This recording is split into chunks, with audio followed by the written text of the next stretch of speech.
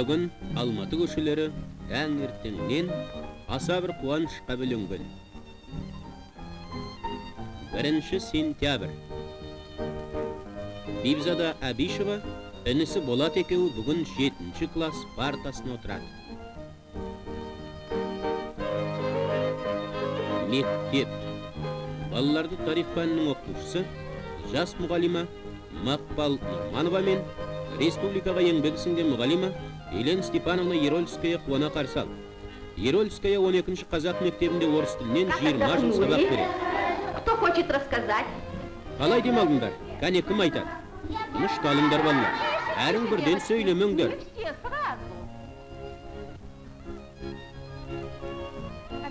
Абишева Бибизада. Жаздың бас кезінде Бибизада Алматыда болды. Пионерлер сарайына барды. Онда балалар Фрунзеға жорыққа шығуға әзірленді. Бибизада әңгімесін содан бастады. Біздің бүкіл еліміздегі сияқты Қазақстан астанасында да балаларға барлық жағдай жасалған. Оларға партия сүйікті Сталин қамқорлық жасап отырады. Пионерлер сарайында жұмыстың қызған кезі.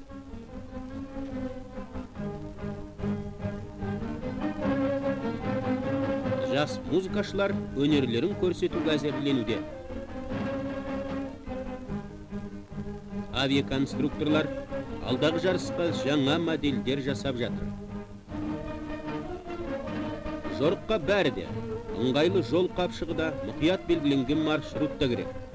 Бұл балалар Фрунзеға Қырғызстан пионерлері слетіне бармақшы.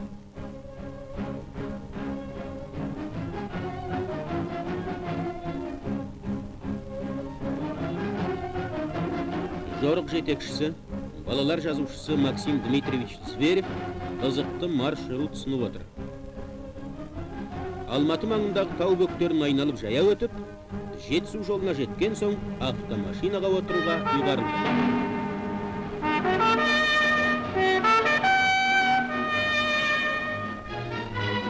Көп салалы жорық старты. 12 отряд бірден жорыққа аттанды. Жол болсын қымбатты достар. Жас саяхатшылар әр жолға түсті. Мына отряд туысқан Қырғызстанға саяхатын достық сапар деп атады. Бір кезде осы өлкемен даңқты орыс саяхатшылары Пржевальский, Семенов, Тянчанскийлер өткен еді.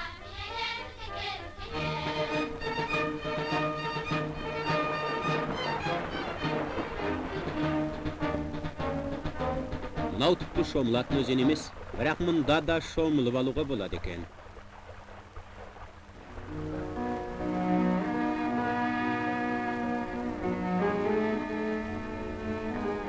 Өрлеген сайын тау жолы қиялай береді, қиындай береді.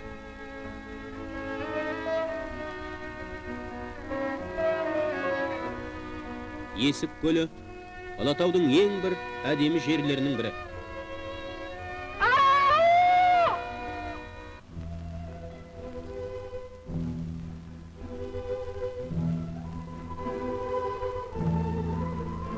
Максим Дмитриевичтің Тянь-Шань табиғаты жөніндегі әңгімесі қызығақ.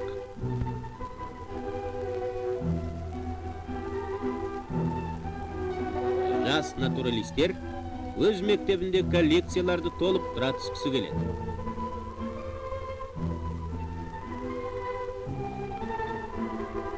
Олар тағы да жолға шықты.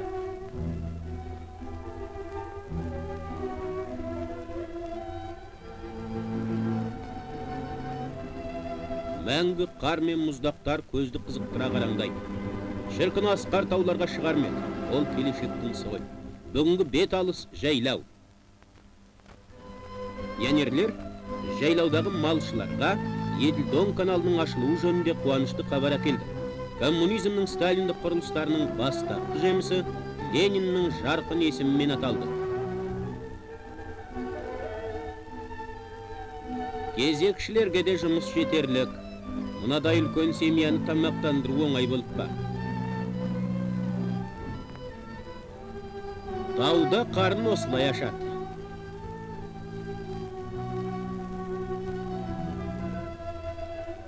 Енді етекке жетісу жолына түсу керек.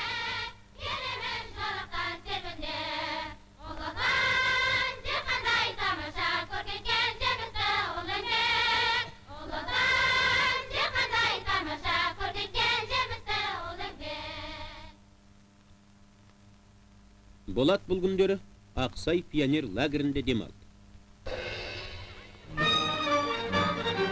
Даңқты футболшылардың бәрі де өзінің спорттық өмірін осылай бастаған.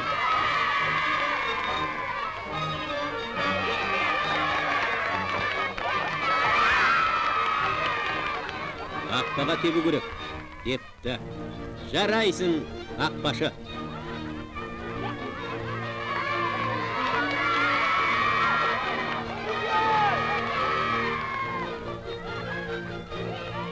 Тағы да тең ойын.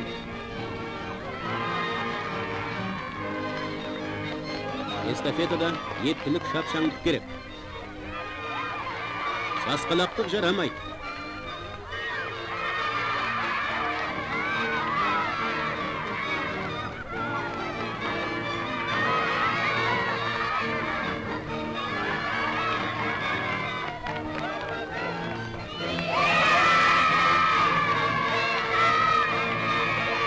Шешуші кезең. Алдағы Алик Шыңғожаев. Орынды жеңіс. Бұл кезде Бибизада және оның достары саяхатта кетіп бара жатты. Отряд Жолшыбай Жамбылдың күмбезінде болды. Пионерлер ұлы ақынды құрметпен еске алады. Оның тамаша жырларын жадында сақтайды.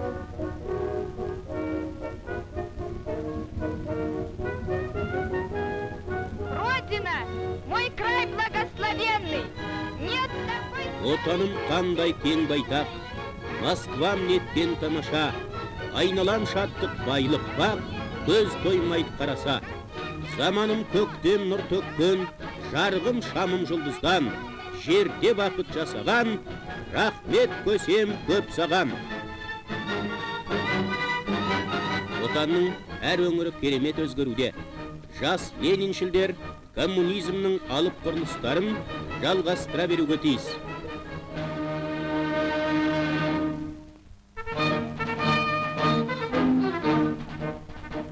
Фрунзе. Ұмытылмас достық кездесу.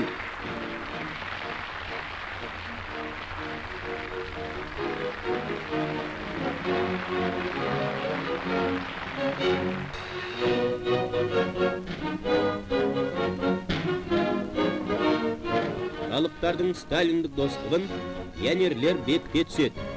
Сүлетке қонақтар Тәжікстаннан да, Түркменстаннан да, Қазақстаннан да келді. Бәрі оқу озаттары. Бибизаданың аты көпке мәлім. Ол туралы Пионерская правдада жазылды.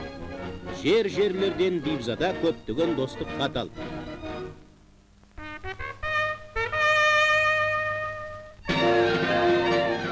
Қырғызстан пионерлері достық костерін жаққанда, Бибизада алыстағы сансыз достарын еске алып еді.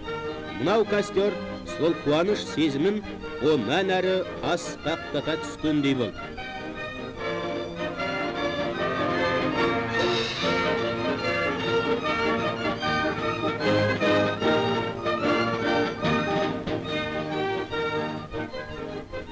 Надолго запомнится этот интересный Бұл веселый... қуанышты пионерлік костер ұзақ есте қалады.